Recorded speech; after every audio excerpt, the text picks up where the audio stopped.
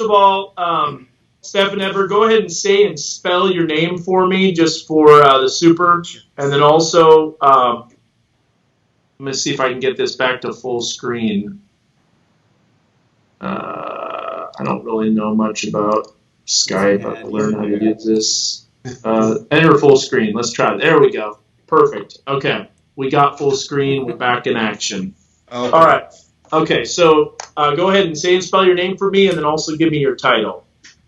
Stephen Edberg, Stephen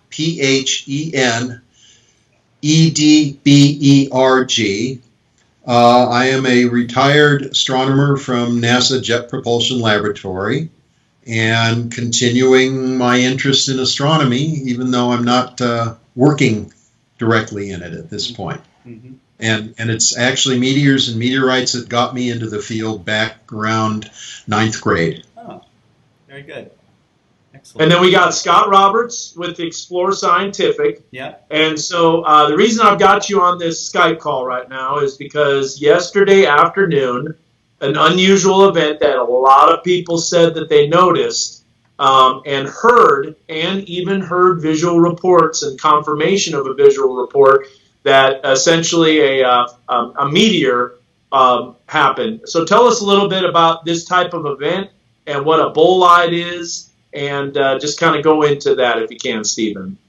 Okay, well, a meteor is the flash of light that we see when a massive solid material that's orbiting the sun typically actually enters Earth's atmosphere.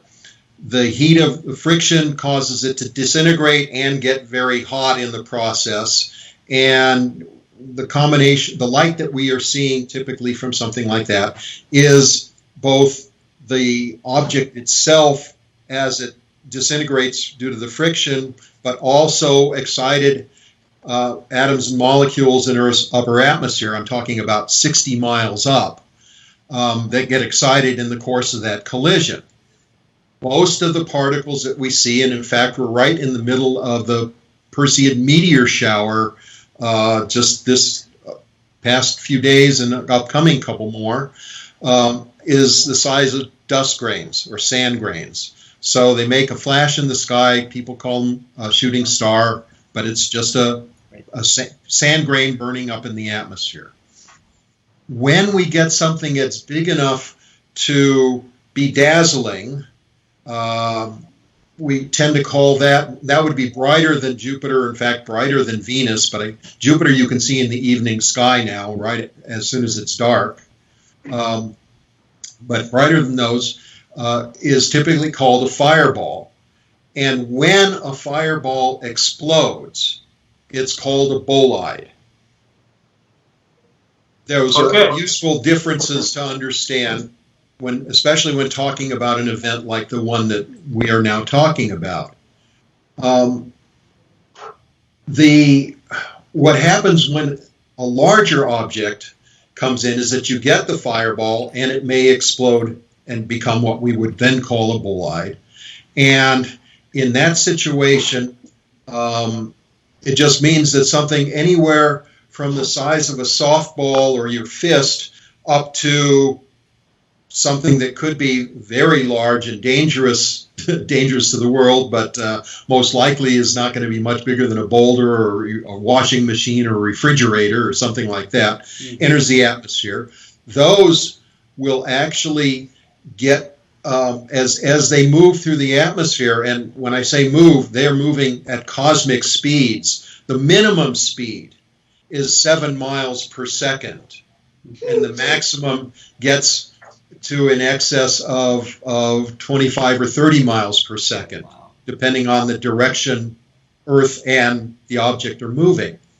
But that's they have to slow down, and they're slowed down by Earth's atmosphere, compressing it. The trouble is, eventually what happens is the atmosphere becomes almost like a wall, and the object itself may shatter in the course of slowing down because it's hit that atmospheric wall. And when it does, we then may see several chunks continue on. The other process that happens with this, and it's further down because by the time After they shatter, it's going to slow down even faster. And eventually it's not going to be doing any glowing or causing the atmosphere to glow itself. But the rocks are still moving fast. They're still moving, in fact, at ultrasonic, not ultrasonic, I should be saying supersonic or hypersonic speeds. And that motion through the atmosphere causes a shock wave, which we can hear. It sounds like a boom, and it is a sonic boom, only caused by a natural object, or several of them. So depending on what the reports are that are coming in from northern Arkansas, Missouri, it may be that there may have been one body that made it down. There may be no bodies that made it down, or there could be several that made it down because the pieces fall down. When they come, they are actually falling farther along the track than where the last light was visible, because they have the forward motion as well as the downward motion. They don't just stop and drop. Sure. And so we expect shards of material, which could be small, the size of a fingertip, all the way up to, well, as I say, could be fist size, could be even bigger, that could have gotten to the ground, and they will be in what's called an ellipse of debris, with most of the small material closer to where the light of the fireball stopped, and the heavier stuff going considerably farther. Now, let me ask you this: with this type of event yesterday, between 5:05 and 5:06, we saw this on the GLM data, which is a bright flash, essentially a geostationary lightning mapper with GO16, which is centered over the central and the eastern United States, and this picked it up in southwest Missouri.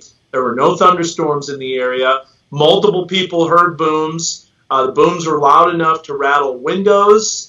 It caught people off guard. They thought it was thunder. They didn't know exactly what it was. They thought it might have been an earthquake. There was a little bit of seismic activity. Would this produce a shock wave that you would feel or that you would pick up on the seismographs, on the helicorders? The answer to that is yes. That's not a surprise. If people are hearing the sonic booms, seismometers, helicorders would certainly pick up something like that, and that's just part of of what you use to try and figure out, okay, where did this come down, and how high up was it when these objects went by, one or more objects went by, and that difference in timing can actually give you an idea of the altitude as well. So there's information in the helicorder results, as well as just the fact that people were hearing the booms. If this had happened in Southern California, I'd be out looking for meteorites myself. Right. So yeah, that's what I was going to ask you. Do you think any of this? So it sounds like a significant event, bright enough where people saw it, they've heard it, and it sounds that was going to be my next question. Would you suggest there is some type of meteor debris becoming meteorite in southwest Missouri or somewhere in that vicinity? Is that what you're thinking? That is exactly what I'm thinking. Bright fireballs like that, while not common, are you can see them. People see them. They're wonderful to see. I love it myself, and I have on a number of occasions. But I've never heard the sound from one. And so that immediately tells me that there was big enough debris to have at least gotten low enough in the atmosphere that there was a sonic boom to hear. Mm-hmm. Whether it survived is the question, and it may or may not be the case that it survived. But immediately knowing that there was sound says to me it's immediately worth making the search in a sensible manner, and that requires somewhat more data than we have right now. Now, when you're doing these searches, because we looked up high resolution, visible satellite, it's 1 kilometer resolution, so you're probably not going to see a vapor trail because it's not good enough resolution. What kind of things do you look at? How do you determine the path, trajectory, and where you need to go to look for it? Well, we already have a hint on the trajectory because we know it was moving from west to east. Getting a number of observers and good reports of what they saw and where they were when they saw it would help tie down the visible trajectory. And after that, it's not too hard to make an estimate of where on the ground to look. So it would be mostly a matter of getting as many observers who can give an idea of how high in the sky and in what direction, ideally with, it was 20 degrees up and an azimuth of 240, just to make up, I'm making up numbers. Yeah. And it flew down to, say, 230 and 20 degrees. That's a very valuable report. And a few of those, the more the better, would go a long way to saying, okay, now we can trace out where that track is and figure out where it would have hit the ground. And that's when you begin the search. So that's what's important. We need to get those reports, which is why I'm kind of bringing a little bit of interest to this. Now, Scott, we have the Perseid meteor shower that's going on. That's right. And you may or may not be able to answer this. Is this a trajectory where this could perhaps, in fact, be a Perseid? That would be kind of a first guess for me, but I would say that, there's enough random meteors that fall, and, so that will still remain to be answered. I think a clue of it would be kind of the direction of the fall. What would you say, Steve? Well, I'll back you up. We need the direction of the fall. The Perseids actually, I actually have to make the distinction between my latitude and your latitude because it's different enough that it matters. Yeah. For it to have been a Perseid, it could have been from your latitude simply because any meteor or fireball visible has to be radiating from the direction of Perseus. And it also has to be above the horizon. The radiant, the point of origin that we would say, has to be above the horizon. That would be the case, I think, for Missouri. The counter-argument in this case is that we know it was coming approximately from the west, and so it would be coming from the north if it were a Perseid. So I'm going to say no, it wasn't, but that's the reason. Okay. Great, great information. Anything else? So Perseid meteor shower is usually pretty spectacular. This year we've got the full moon that's out there, and it couldn't be any bigger or brighter. What's your thoughts about people going out and still checking out the meteor shower, Scott? You still might see a fireball, right? You still might see a fireball, So, if you can see a fireball in the daytime, you can certainly see it when there's moonlight out. So it's worth checking out. This particular event is very exciting. The fact that you got it on something that's normally used for weather data to kind of correlate with this particular sighting is very interesting to me, and it makes me wonder how many other times this has been correlated. How many other I don't know if you have information on that. Yeah, there have been others too. But the GLM data is pretty new. It's about a year and a half old. Oh wow! I was a part of when they first launched the data. I was a part of the hazardous weather testbed in Norman when they were getting the data set. And all these NASA scientists were literally analyzing it. This is before they knew anything about what it looked like. We were trying to determine the grid spacing so we wouldn't have overlap and double reports. And so it is fairly new, but it's exciting for meteor watchers and for astronomers because this is a new tool where it's always watching the sky. It's above the clouds, so people might not, have been able to see because there were some clouds in the area as you saw from the satellite. Right. So this might be another tool just to utilize in order to check out. You asked me when you first called me about this, did I hear it? And now I'm remembering I did hear thunder yesterday. Okay, but I was in my room. The windows are closed, and I thought it's not unusual to hear thunder around here. So I did hear some thunder. Maybe that was, if there was no other thunderstorm going on that afternoon, then yeah, I heard something. Now, do you remember what time that was approximately? I was under the weather, myself, Yeah. so I couldn't tell you exactly. Nice weather at that. Right. Yeah, but I do recall hearing something. It would be interesting to know if that in fact was it. It might have been, yeah. Now, the other thing we haven't talked about is why is it interesting to have meteorites? Oh yeah. Steve, you're the expert on this, so. Well, it's interesting because they are samples of what the solar system is made of, that haven't been weathered, that haven't gone through and cycled through Earth's mantle multiple times in the last 4.5 billion years. We get to see very, very pristine material most of the time. Once in a while, a meteorite arrives from the moon or arrives from Mars. There's some argument that we could get them from Mercury and Venus as well. And so, and we know for the lunar and Martian meteorites that they really did come from the moon or Mars. And so, because we've sampled those. So getting that pristine material just helps in better understanding how the solar system works, the origin of the solar system, the origin of our planet, and behavior over that time. And so finding this is valuable because the sooner you find it, the more you can glean from the actual material that has survived. I hope that NORAD will release some of the data that they have with their satellites for helping with that tracking, because this is an important kind of thing. Yeah.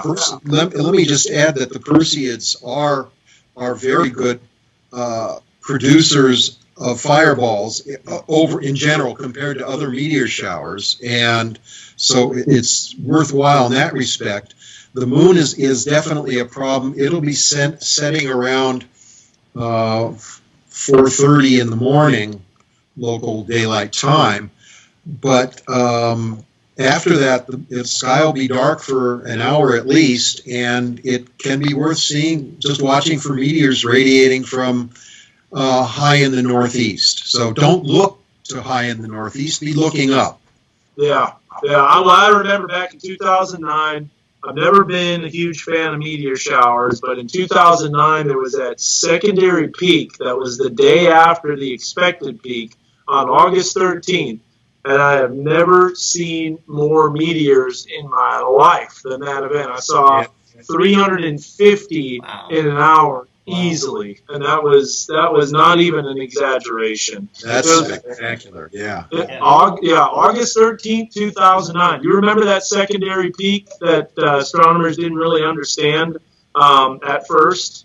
It was in 2009. There was a peak on the 11th through the 12th, and then they were like, it's over. And then I was like, well, I'll just go out and look at it and see. Right. Well, and it was the day after.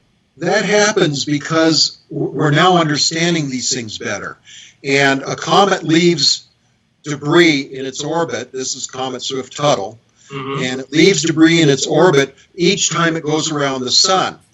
And we're now understanding that you can see an individual debris pattern at different times depending on which path where the Earth is with respect to earlier paths. And so it was just another thread of orbit that was seen at that second time. It's very cool because it allows us to make much better predictions of these showers. Yeah, absolutely. So and I also like it too better than the bands or multiple trails. Is that what you're saying? Yes, multiple trails, exactly. That's cool. And it's a lot better than the Geminid meteor shower because it's so cold in December during that time. I like being outside in the warmth a little bit more. So, well, Steve and Scott, I appreciate this. We're gonna do a little web article and we're gonna post this, and I might use one of your shots during the newscast if that's cool. I would be out looking for meteorites on this one. So if I get more information, I've got over 120 comments on that Facebook page. Let me see if I can share the screen again real quick. Here we go. We're sharing, and we go here. Yeah. And so look at this. 43,000 people reached, and 360 comments. And look at all the people that heard it. I heard it a little after 5. Heard it. So this is a big deal. This was a lot. We heard it in Springdale. Now, of course, timing is going to be different on people. Yeah. Here's one right here. Shook our house a bit in Bella Vista. Watching Left Behind, and it happened as about rapture took place. That's funny here. Milton, they're saying 5:10 is when that happened, which makes sense too, because if you're looking at the speed of sound, 48 miles will be approximately 4 minutes. Yeah. Well, there you go. So now you have a distance already from where that observer was. Yep, we do. So, I mean, obviously we have to be almost exact. Why would that show up on, oh, yeah, here's me. Here's someone said, heard it Bentonville, read it was dry or full of tannerite. I'm like, yeah, no, not right. That was an old 4029 article. Thank you, Dan. Show them I should have known. So basically it was an old article. Post about tannerite was from 2005. Heard it around 5:10. Definitely a sonic boom explosion. Do citrus clouds give life lemons? That's funny. Citrus clouds. Oh, hey, someone saw it. Okay, right here. They need saw to get what on it looked like a falling they need to get star, on the only it website was and report it. Yep. I will. I'll tell them. Yeah. Told my husband it was a meteor. Of course he didn't believe. They're officially down in the history books. Okay. Dan, I've got it. I understand. I don't know anything about meteorologists. Okay, that's fine. Yeah, so a lot of people said they saw it. Well, boy, if they get oh, wow. Look at this. These are some great reports. So you can get this on my Facebook page, Meteorologist Dan Skoff. All right. Man, look at some of these. Look at this one. I think I saw a flash. And then this one right here. We're on our way home from Dallas on I-40. We're somewhere between McAllister and Lake Eufaula when we saw what we first thought was a big color rainbow firework. It was so colorful, and I joked it was a meteor. It was northeast of I-40. That is exactly where people saw it. Yeah. So this was a pretty big event, wasn't it? Yep. This is an event to get excited about. Yes. Okay. Well, cool. Just go ahead and just kind of summarize that if you want, and then we'll close up the interview. Okay. Well, it's really exciting when there is a bright fireball visible to lots of people. The fact that this one was in daylight is spectacular. I've only seen that once, and that was when I was about 8 years old. The fact that it was heard, the sonic boom from the entering material was heard, says that there's an excellent chance that material did reach the ground. And so that makes this scientifically a very important event. And I certainly hope that we can get enough information and get searchers out there to find any of that meteoritic debris that entered the atmosphere from the solar system, and we can get a better handle on what goes on in the solar system by getting that free sample from Mother Nature. So cool. I appreciate it. That's awesome, Scott. So thank you, Stephen. Thanks, Steve. Scott. I really appreciate it. Anything else you want to add at all? No, if you can get on the amsmeteors.org site, Dan, you'll post it on your Facebook page, and any of you that saw it or heard it, make your report. It really it helps a lot. Go ahead. Say it again, Stephen. I was just saying, join Gina, who is one person who has already made a report to the AMS. Right. Yeah, we need real detailed, exact reports. The more detailed, the better. Absolutely, yeah. Thank you, Gina. I appreciate it from P. Ridge. So, all right, well, cool, guys. Thank you so much. Enjoy. I'll keep you updated. I'll have a web article, and I'll link my Facebook page on there. I'll link some of the newer images that Steve Cobb got from the higher resolution GLM data, and so should be good stuff. Yeah. Hey, Dan. Yeah. If you wouldn't mind sharing with me your email address, I would just like to have it. Yeah. Go ahead and I'll give you it right now if you got a pen and paper.